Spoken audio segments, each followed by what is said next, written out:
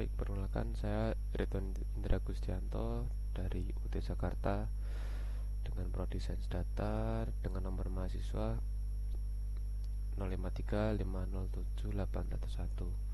Di video kali ini saya akan mengerjakan tugas 1 basis data. Nah, di dalam tugas 1 sudah diberikan petunjuk untuk mengerjakan tugas itu membuat ERD dengan langkah-langkah atau tahapan sesuai pada e-learning. Nah, di sini sudah ada panduannya yang saya download dari e-learning.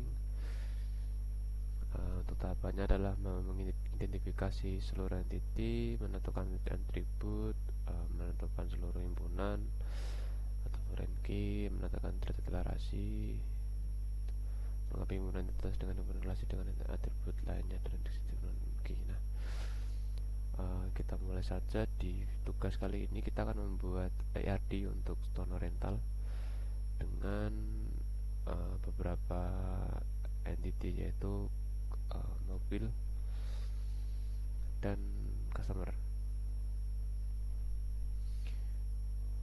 Kita langsung mulai saja. Di sini saya menggunakan drop.io.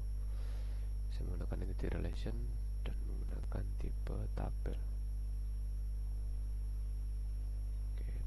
Di dalam tabel ini terdapat PK atau primary key, ini digunakan sebagai unique ID. Jadi atribut yang tidak mungkin sama dengan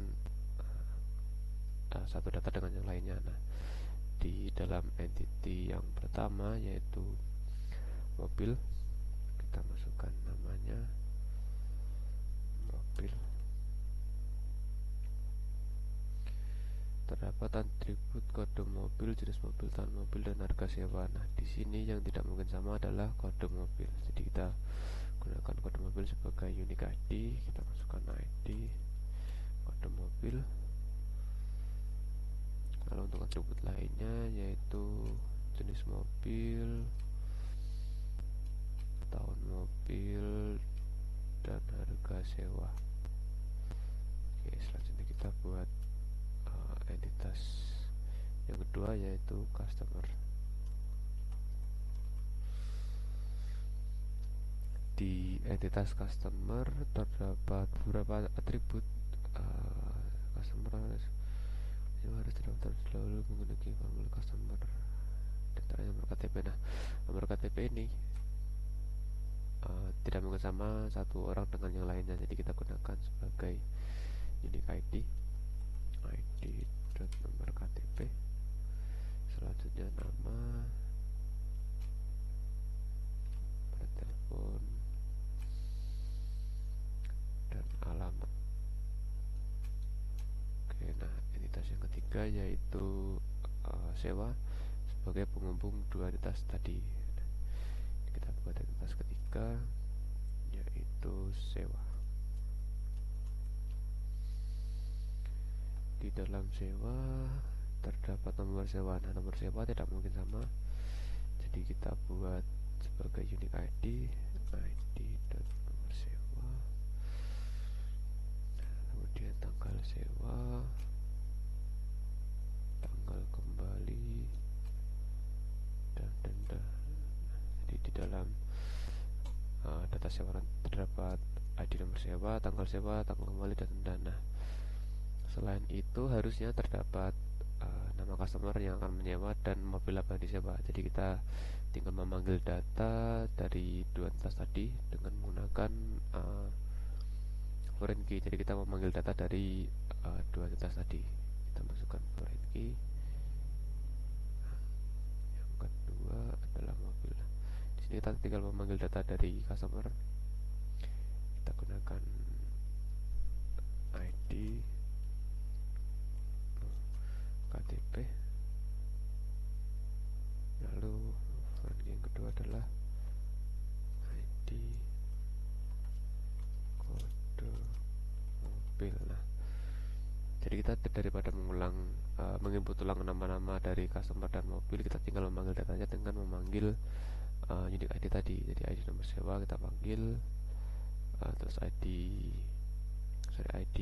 nomor KTP kita panggil, dan ID kode mobil kita panggil dengan menggunakan foreign key. Oke, selanjutnya sesuai tahapan tadi, yaitu menentukan hubungan antara entitas, hubungan dan kardinalitas. Jadi kita hubungkan terlebih dahulu.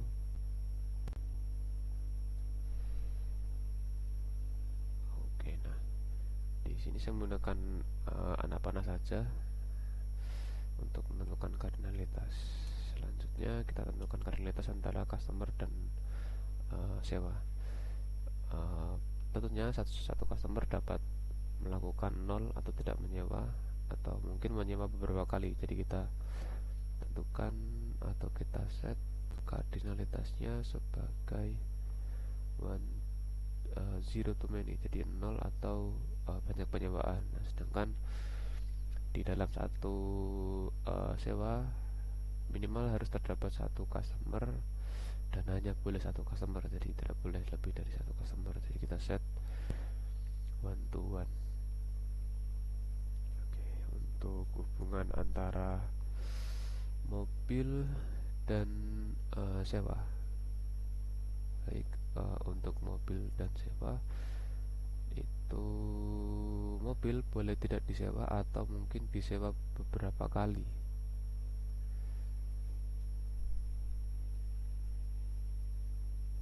Jadi kita set 0 to many.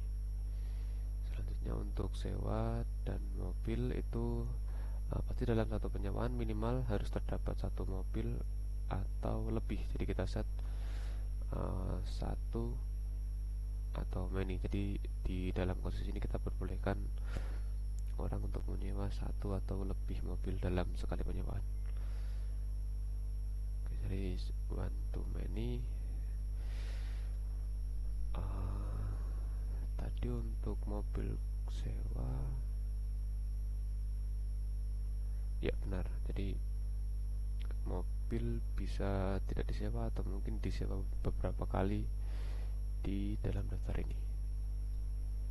Oke, nah ya kita ulangi lagi, kita review kembali untuk hubungan antara kedua kardinalitas tadi.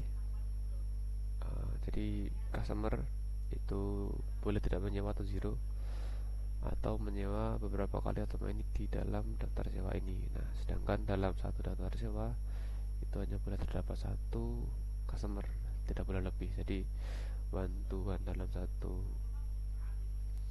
daftar sewa hanya boleh terdapat satu customer. Nah, sedangkan di hubungan antara daftar sewa dan mobil, di dalam satu daftar sewa minimal harus terdapat satu mobil karena orang pasti menyewa mobil, dan kita set di sini boleh menyewa beberapa mobil, jadi one atau banyak, one atau many.